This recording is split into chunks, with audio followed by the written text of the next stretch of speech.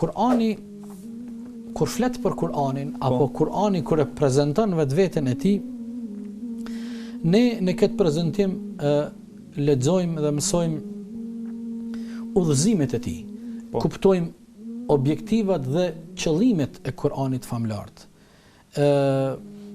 Në Kur'anin famlart nuk mund të themi se kemi ndonjë kaptin të caktuar në mënyrë specifike e cila neve na prezanton Kur'anin. Mirë, po ne mund të themi me plot gojë se në çdo kaptin të Kur'anit ne mund të mësojmë dhe mund të marrim shumë informata në lidhje me prezantimin rreth Kur'anit.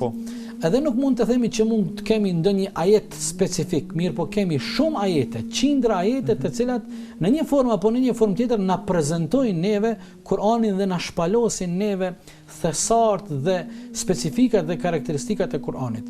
Ne kemi një kaptin në Kur'an e cila quhet kaptina Furqan.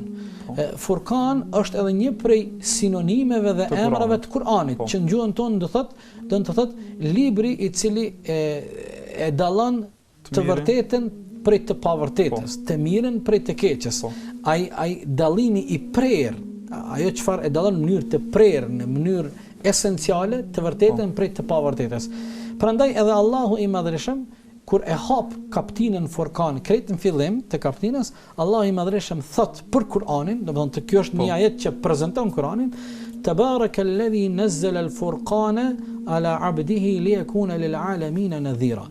I pastër dhe i madhreshëm qoftë Allahu, i cili ja zbriti Furqanin, Kur'anin në këtë rast, robit të tij Muhammedit alayhis salam, liyakuna lil'alamin nadhira, me qëllim që ai nëpërmjet Kur'anit të jetë paralajmërues, të këshillon, të qorton botrat dhe njerëzit në përgjithësi.